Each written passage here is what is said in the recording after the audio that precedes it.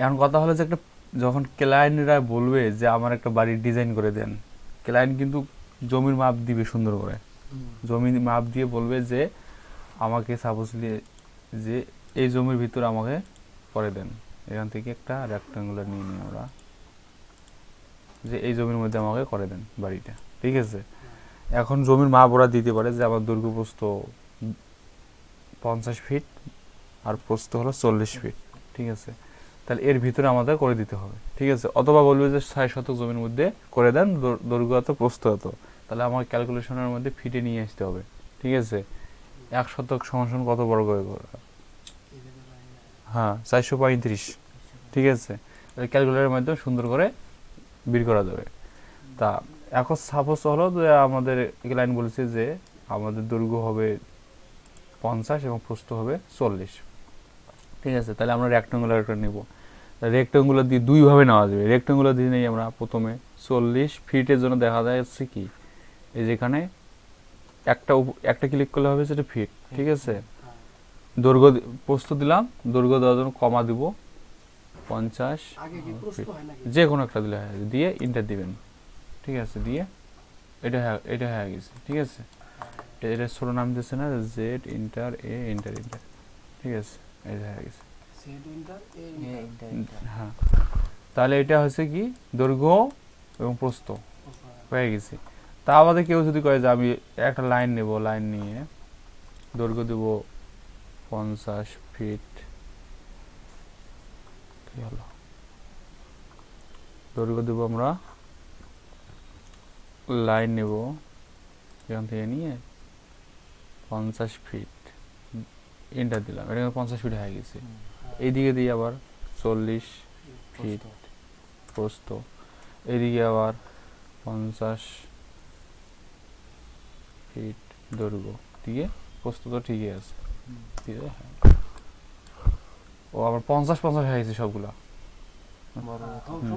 তাহলে এইভাবেই দিতে হবে, ঠিক আছে। এখানে ভেঙে ভেঙে লাইন নিচ্ছে, এখানে সম্পূর্ণটা একবারে নিচ্ছে, পলি লাইনের মধ্যে হয়ে গেছে। তাই এখন কথা হলো এটাকে লাইনটাকে আমাদের মেপে দিয়ে কি অবস্থা আছে, আমাদের টাইপিং করতে ভুল হলো নাকি, 65, চোখে দেখতে ভুল হয়ে গেছে নাকি,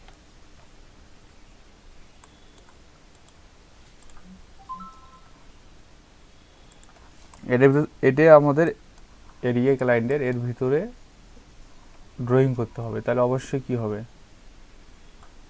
আমাদের ওয়াল দিতে হবে, অফসেট 5 ইঞ্চি ওয়াল, ঠিক আছে। এটা হচ্ছে তোমাদের বিল্ডিং এর বাইরে আপনাদের ওয়াল থাকবে কি থাকবে না সেটা পরে দেখা যাবে। তাই এটা ওয়াল দিলাম, দেখো আমাদের এক ক্লিকে সবগুলো ধরতেছে, মানে কি এটা পলি লাইন হয়ে গেছে, তাই না। এটা ভেঙে নিতে হবে, কি করতে হবে, ভেঙে নেওয়ার জন্য কি করতে হবে, এক্সপ্লোর করতে হবে, সিলেক্ট করে এক্স দিয়ে ইন্টার দিতে হবে, তাহলে দেখেন একটা লাইন ধরছে, বোঝা গেছে। এখন আমাদের কথা হলো আমরা মাঝে ও ইন্টার দিব, শুধু ও ইন্টার দিয়ে মাপ দিব, হয়ে যাবে। তা এখন এটা আমাদের প্ল্যান দাঁড় করাবো আজকে, জাস্ট দাঁড় করে সিঁড়ির পজিশন তৈরি করে সিঁড়ি তৈরি করবো আজকে, জাস্ট আর কিছু করবো না। একটা অলরেডি প্রায় বিল্ডিং এর ক্ষেত্রে যখন রেসিডেন্সিয়াল অথবা আবাসিক ভবন হয়, বেশিরভাগ সিঁড়িগুলো মাঝামাঝি অবস্থানে দিয়ে দেয়, এটা সিঁড়ি দিয়ে দিল, ঠিক আছে। সিঁড়ি হবে, এর মাঝে আমরা সিঁড়ি অবস্থান করবো, ঠিক আছে। সিঁড়ি এর ভিতরে আমরা তৈরি করতে পারি, বাইরেও তৈরি করতে পারি, একই সিস্টেম, ঠিক আছে। তো এখন আমরা সিঁড়ি তৈরি করতে পারি যে অফসেট দেই 4 ফিট, মানে 8 ফিট সিঁড়ির প্রস্থ থেকে, ঠিক আছে। অফসেট 4 ফিট ইন্টার, তাহলে এইদিকে 4 ফিট, এইদিকে 4 ফিট, তাহলে 8 ফিট হয়ে গেল না আমাদের সিঁড়িটা, ঠিক আছে। এই যে আমাদের সিঁড়ি দিলাম, এই সিঁড়িটার মধ্যে কি ওয়াল থাকবে না, হ্যাঁ ওয়াল থাকবে 5 ইঞ্চি, তাহলে আমাদের এইদিকে দিলাম 5 ইঞ্চি ওয়াল, এইদিকে দিলাম 5 ইঞ্চি ওয়াল, বা ভেতরে দিলাম 5 ইঞ্চি ওয়াল, যেটা মন চায় সেটাই। ক্লায়েন্ট সম্পূর্ণভাবে ডিজাইন হবে, তোমার বিএসসি ইঞ্জিনিয়াররা বলে দিবে যে প্রস্থ কোন দিকে বেশি হবে, দৈর্ঘ্য বেশি হবে। তো এটা দিলাম আমরা সিঁড়ি, ঠিক আছে। দেওয়ার পরে আমরা এটাকে এই জায়গাটুকু ট্রিম করে নিলাম, ঠিক আছে। ট্রিম করার পর ল্যান্ডিং সম্পর্কে তো আমার ধারণা আছে। ল্যান্ডিং যেখানে আমাদের সিঁড়ি মোড় ঘোরানোর জন্য সময় দম নেয়, হ্যাঁ মানুষ অফসেট দেবো আমরা। এই ল্যান্ডিংটা 3.5 থেকে উপরে হয়, 5 ফিট 6 ফিট পর্যন্ত হয় বড় বড় বিল্ডিং এর ক্ষেত্রে। 3.5 ফিটের কম না, আমরা 4 ফিট দেই। তাই এই যে আমাদের ল্যান্ডিং দেবো 4 ফিট দিয়ে, এই যে এখান থেকে ধরে এখানে পর্যন্ত, এটা আমাদের কি হল সিঁড়ির ল্যান্ডিং, 4 ফিট ল্যান্ডিং। ঠিক আছে, দেওয়ার পর এটাকে আমরা ট্রিম করে দেব। ঠিক আছে, দেওয়ার পরে এই সিঁড়ির ধাপ কটা থাকে? 10টা থাকে, হ্যাঁ 10টা বা 12টা। তাহলে অফসেট 10 ইঞ্চি করে থাকে ধাপ স্টেপ। তাহলে যেমন 1টা 2টা 3টা 4টা 5টা 6টা 7টা 8টা 9টা 10টা। ঠিক আছে, 1 2 3 4 5 6 7 8 9 10টা। আচ্ছা, যে 10টা আর 11টা হোক। কারণ এতটুকু দেওয়ার পর এইদিকে একটা ল্যান্ডিং কত দিয়েছে? 4 ফিট উপরে দিতে হবে কি 4 ফিট, মানে একদিকে দিছে অন্যদিকে দিতে হবে অফসেট 4 ফিট।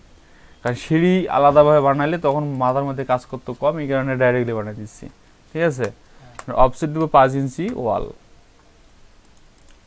দেওয়ার পরে এই লাইনটা আমরা কেটে দেবো।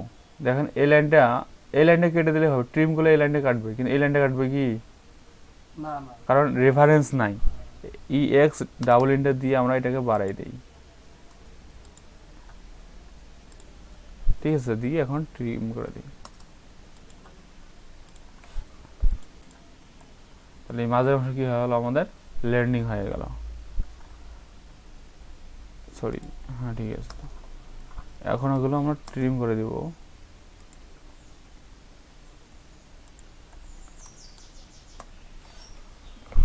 এটা হলো কি সিঁড়ি।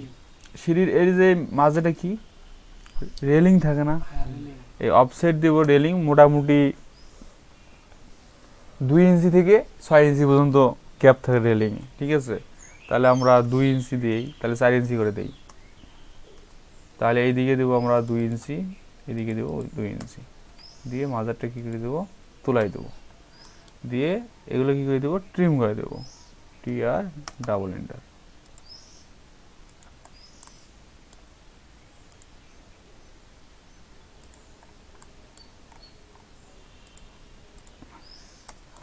এটা হচ্ছে রেলিং। ঠিক আছে, রেলিং মানে হাত ধরে যে ওঠানো হয় সিঁড়িতে।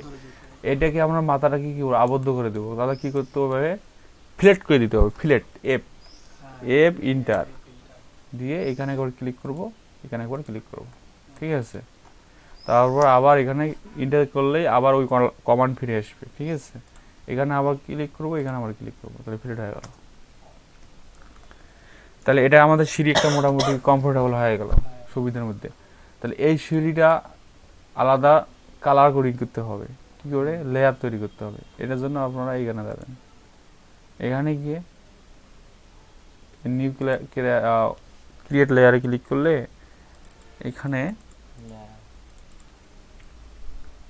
STAIR স্টার দিবেন। দেওয়ার পর কালারটা চেঞ্জ করে দিবেন, যে সবুজ কালার দিবেন, দিয়ে ওকে করে দিবেন, অ্যাপ্লাই করে দিবেন। তাহলে আমাদের সিঁড়িটাকে সম্পূর্ণ ধরে স্টিয়ারে দিয়ে দেবেন। ঠিক আছে, এটা হলো সিঁড়ি। এখন যদি অনেকে বলে যে আমরা ওয়ালগুলো একটু মোটা কালি দেবো, তাই না?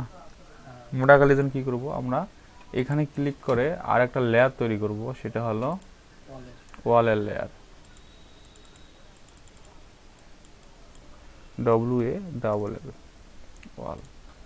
এখন এই কালারটা আমরা দিব একটু সাদার চেয়ে একটু আলাদা কালার দেবো, ওটা করে এই কালারটাই দেবো। দিয়ে দেখেন লাইন উইথ আছে, এই লাইন উইথটাকে আমরা 30 বা 35 করে দেবো, ওকে করে দেবো। ইয়েস, দেওয়ার পর ওয়ালগুলো আমি সিলেক্ট করব, সিলেক্ট করে ওয়াল লেয়ারে ক্লিক করব। ওয়াল লেয়ারে ক্লিক করলাম, কিন্তু এখানে কি দেখাচ্ছে, মানে মোটা দেখাচ্ছে না, লাইন কিন্তু আমাদের কি আছে, লাইন আমাদের মোটাই কিন্তু দেওয়া আছে। এখন এই জন্য এই লাইটে ক্লিক করতে হবে, এই যে লাইট, শো লাইট, লাইটে ক্লিক করলে মোটা হয়ে গেছে, হয়নি মোটা? কোন লাইটে? এই যে শো লাইট, মানে লাইন উইথ, লাইন উইথ, মানে শর্টকাটে LWT, লাইটের মতো দেখা যাচ্ছে, লাইন উইথে ক্লিক করতে হবে। আর আবার এখানে যদি ক্লিক করেন তাহলে বন্ধ হয়ে যাবে। তাহলে এটাকে ক্লিক করার পরে আমাদের এটা যেহেতু আমাদের কী হবে, ওয়াল না, তাহলে আমরা MA মানে ম্যাচ, মানে এখানে ক্লিক করলে ম্যাচ মানে হলো এখানে কি যেরকম রং ওখানে সেই রকম রং হয়ে যাবে। এটা হলো মোটামুটি একটা ওয়ালের সিস্টেম। তাহলে এটা হলো সিঁড়ি হয়ে গেলো, স্টেয়ার হয়ে গেল, তারপরে ওয়াল দেওয়া হলো। মানে এর আগে সিঁড়ি ডিজাইন করেন নাই? না, তখন আমি এই যে 2D করছিলাম তখন কিন্তু আমি এটা বুঝতে পারিনি যে স্টেয়ার হয়ে এরকম কেন, এই গ্যাপটুকু যে থাকবে, এই গ্যাপটুকু মানে এই যে গ্যাপটুকু, এই গ্যাপটুকু মানে এখান থেকে এখান পর্যন্ত, এখানে আলাদাভাবে কি রেলিংয়ের জন্য জিনিস দেওয়া থাকবে, খুঁটি দেওয়া থাকবে।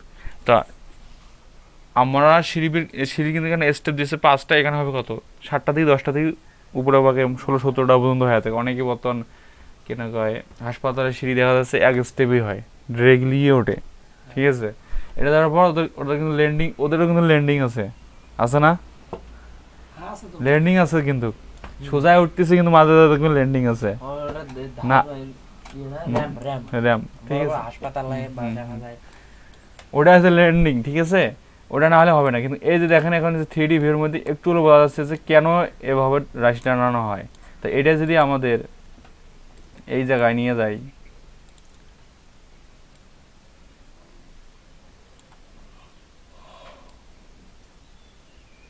এটা হলো এটা, ঠিক আছে, আর বাকিটা হলো অবশিষ্ট অংশ, এটা হলো এটিকে, এটা হলো এটিকে। তাহলে এখন থেকে বোঝা যাচ্ছে সিঁড়িটা এইভাবে হবে। আর স্পাইরাল কলামের জন্য আলাদাভাবে ডিজাইন করতে হবে। স্পাইরাল কলামের জন্য গোলাকৃতির সিঁড়ি, তখন কিনা যখন ক্যাডের মধ্যে দিয়ে সার্কেল দিয়ে তখন তৈরি করতে হবে। এরকম সার্কেল নিয়ে এখন সার্কেলের অফসেট দিতে হবে আমাকে 4 ফিট, ঠিক আছে, দিয়ে এখানে সিঁড়ি তৈরি করতে হবে, বোঝা গেছে? তাহলে আমাদের হবে, এখান থেকে আমরা অফসেট নিতে পারবো না, অবশ্যই নিতে পারবো। এখানে কি তখন আমাদের এ বেড ক্লিক করতে হবে, ঠিক আছে। এইভাবে আমাদের অপশন নিতে হবে। যেভাবে হোক স্পাইরাল সিঁড়ি তৈরি করা যাবে, মানে গোল আকারে বা চতুর্ভুজ আকারে যে সিস্টেমে হোক দেওয়া যাবে।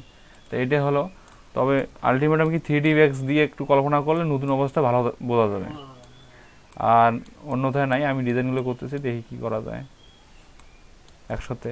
মানে এগুলো যদি সম্পর্কে আগে ধারণা থাকতো তাহলে মোটামুটি